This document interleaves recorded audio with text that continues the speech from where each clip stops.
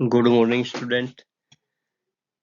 इस लेक्चर में हम जो अपनी बेसल्स इक्वेशन आएगी उसका सॉल्यूशन किस टाइप का होगा, कैसे हम फाइंड आउट करेंगे, उसके बारे में स्टडी करेंगे। लेकिन उससे पहले एक बीटा फंक्शन और गामा फंक्शन है जो डिटेल में जो आपके नेक्स्ट ईयर आएगा, लेकिन उसका यूज होना है, इसलिए उसकी जो मेन प्रॉपर्टीज हैं उनके बारे में एक बार डिस्कस कर लेते हैं। जैसे इस टाइप का इंटीग्रेशन है 0 से लेके 1x⁻⁻1 1 -x⁻⁻1 और m और n पे कंडीशन क्या होती है कि भाई m भी ग्रेटर देन 0 होगा और n भी ग्रेटर देन 0 होगा।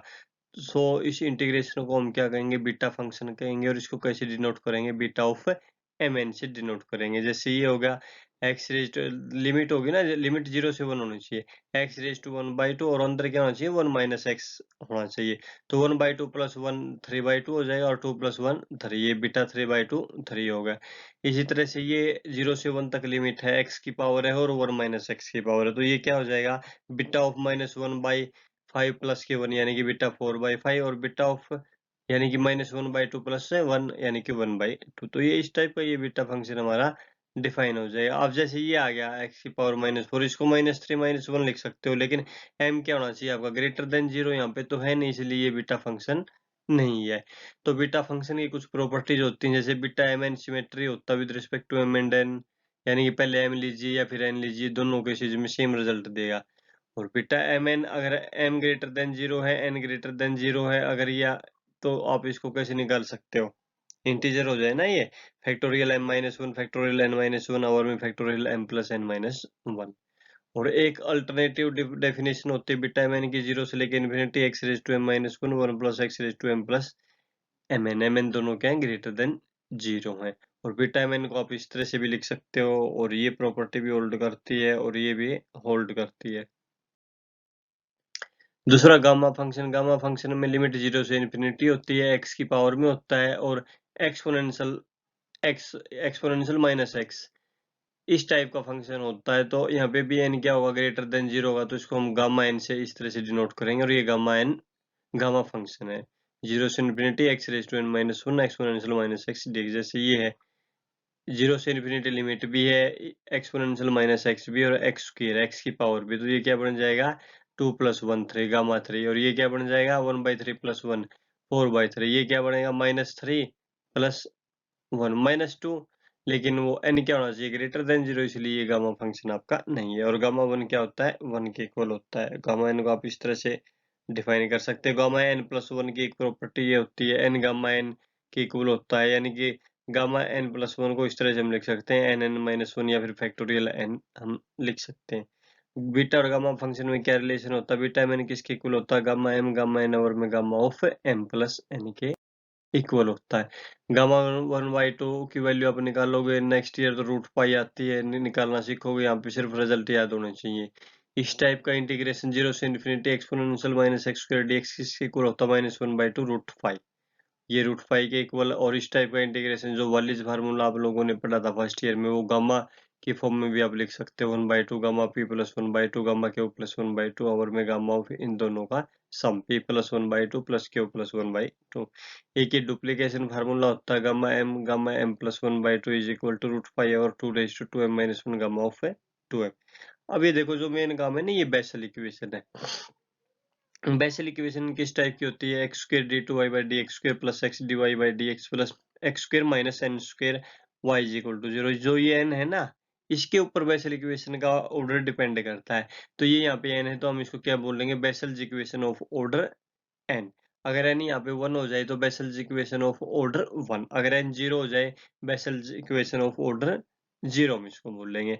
तो इसका सॉल्यूशन निकालना है, सॉल्यूशन कैसे निकालेंगे हम पावर सीरीज की हेल्प से निकाल लेंगे। तो इसका सॉल्यूशन इस टाइप का जैसे हम कंसीडर करके चलते हैं, फिर dy/dx निकालते हैं, d2y/dx² निकालते हैं, d2y/dx² की वैल्यू रखते हैं, dy/dx की रखते हैं, y की हम रखते हैं। फिर इंडिशियल इक्वेशन हम यहाँ से यहाँ तक तो हम करके आए, फिर हम ये इंडिशियल इक्वेशन निकालते हैं। तो यहाँ से इसके दो रूट आ गए, m n आ गया और m -n आ गया। और फिर ये जनरल हम निकालते ए आर आ गया, तो A2 निकाल लिया, A3 A4 A5 सब तरह का निकाल लिया। तो इस तरह से ये आ गया, ये सॉल्यूशन आ गया इसका एक। तो अगर हम m की जगह n रख देते हैं तो ये एक सॉल्यूशन ये हमारा बन गया। अभी देखो अगर हम इसमें m एक माइनस एन भी आया है ना। हाँ भाई, m की जगह एक क्या आया है, m की जगह n रखेंगे तो ये सॉल्यूशन बनेंगे। देखो अगर n यहाँ पे नेगेटिव हो जाता है तो उस केस में भाई ये इसका सॉल्यूशन नहीं होगा, नहीं होगा ना, अगर n नेगेटिव होता है। m is equal to n रखते हैं तो उस केस में अगर n नेगेटिव हो जाएगा तो ये सॉल्यूशन नहीं यहाँ से आएगा। अगर हम m की जगह माइनस n रखते हैं तो दूसरा सॉल्यूशन ये इस टाइप का हो जाएगा। इस केस में अगर n आपका पॉजिटिव इंटीजर है तो उस केस में यहाँ से आपका एक सॉल्यूशन नहीं आएगा, यानी कि इंटीजर वाले केस में एक ही सॉल्यूशन आएगा, या तो इससे पहले वाले सॉल्यूशन से या फिर इससे आएगा। अब इनके ऊपर हम डिस्कस करेंगे। पहला केस क्या, बेसल फंक्शन आएगा और इसका सॉल्यूशन देगा बेसल फंक्शन, कि भी अगर n नॉट इंटीजर, अगर n इंटीजर नहीं है तो ये जो पीछे दो सॉल्यूशन आए थे, एक तो पीछे और एक ये बड़ा, तो सॉल्यूशन क्या हो जाएगा, c1ux प्लस के c2v हो जाएगा। अगर आप इसमें a नॉट को 1/2 n 1 ओवर में गामा ऑफ n प्लस 1 लेते हो तो उस केस में आप इसको लिखोगे jnx, ए नोट की वैल्यू पुट कर दी, ये बन गया आपका jnx से हम इसको डिनोट करेंगे और इस तरह से इसको यूज करके गामा फंक्शन प्रॉपर्टी का jnx इस तरह से आ गया, r0 टू इन्फिनिटी -1 की पावर r x/2 की power n plus 2 r1 by factorial r gamma of n plus r plus 1। ये बन जाएगा आपका jnx। सेम वे में j माइनस nx आपका ये बनेगा, ठीक है नहीं, यहाँ पे क्या आ जाएगा, minus gamma minus n plus r plus 1, यानी कि jnx और j माइनस एन एक्स, अगर n इंटीजर नहीं है तो y को हम क्या लिख सकते हैं, c1 jnx plus c2 j minus N X. तो ये उसका सॉल्यूशन हो गया, बेसल इक्वेशन का सॉल्यूशन होगा जब n क्या है, नॉन इंटीजर है। अगर n जीरो हो जाए तो उस केस में j नॉट x आपका ये बन जाएगा। तो सेकंड केस क्या है कि भाई अगर n जीरो हो जाए तो बेसल इक्वेशन का सॉल्यूशन क्या बनेगा, ये है, ये बन जाएगी अपनी बेसल इक्वेशन। और इस इक्वेशन का हमने अलग से सॉल्यूशन भी फाइंड आउट किया था पीछे 1.43 लेक्चर में भी हमने निकाला था। बेसल्स ये जीरो ऑर्डर की बनी थी ना, n की जगह हमने जीरो पुट किया था। तो यहाँ से y आपका ये इस टाइप का आया था, और फिर सेम अगर ये जीरो हो गया, n जीरो हो गया, तो इंडिशियल इक्वेशन में m की वैल्यू क्या आएगी, जीरो जीरो आएगी। तो दोनों रूट सेम हो जाएंगे, सेम हो जाएंगे तो क्या होता था सॉल्यूशन, हाँ भाई क्या होता था, c1y1 प्लस के c2 करली y1 और में करली m at m is equal to m1, यानी कि m इज इक्वल टू 0 पे। तो एक सॉल्यूशन ये, फिर उसका हम डेरिवेटिव करते थे और फिर m इज इक्वल टू 0 रखते थे। तो इस टाइप का आपका सॉल्यूशन ये आएगा। तो इस तरह से ये सॉल्यूशन बनेगा आपका c1 j note x plus c1 y note x, और y नोट x आप किसे डिनोट करोगे, j note x log x plus के दिस, ये आपका क्या कहलाएगा, y नोट कहलाएगा। तो ये बेसल्स इक्वेशन जीरो ऑर्डर की हो जाए तो उस केस में उसका सॉल्यूशन इस टाइप का हुआ।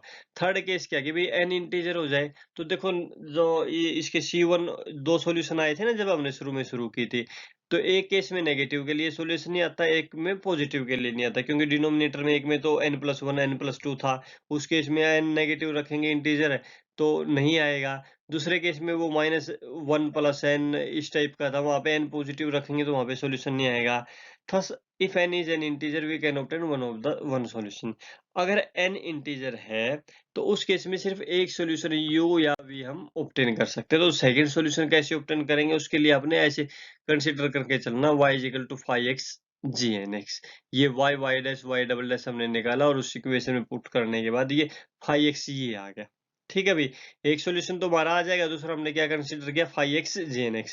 तो 5x ये आ गया, तो इसको jnx से मल्टीप्लाई करोगे तो ये इसका सॉल्यूशन इस टाइप का आएगा, और इसको थोड़ा सा ओपन करके लिखोगे तो ये इस टाइप का बन जाएगा। तो कंप्लीट सॉल्यूशन क्या बनेगा, एक तो c1 jnx आ गया और दूसरा यहाँ से क्या आ जाएगा, c2 ynx आ जाएगा, और ynx किसके इक्वल हो जाएगा, jnx इंटीग्रेशन dx और में x से jnx का स्क्वायर, इसके इक्वल हो जाएगा। तो इस तरह से ये बेसल बेसल जो इक्वेशन है उसके तीन केस हैं, तीन केसों में हमें सॉल्यूशन मिल गया। तो एक बार इसकी समरी इस टाइप से है, Bessel function of first kind of order n, ठीक है भाई, ऑर्डर n का बेसल फंक्शन jn इस टाइप का होगा, ऑर्डर माइनस n का फंक्शन इस टाइप का होगा, जीरो ऑर्डर का फंक्शन j नॉट x इस टाइप का होगा, और Bessel function of second kind of order n किसे डिनोट करेंगे, yn से, और yn x किसके इक्वल होता है, jn इंटीग्रेशन dx और में x jnx का स्क्वायर होगा। इसको हम न्यूमान फंक्शन भी बोलते हैं।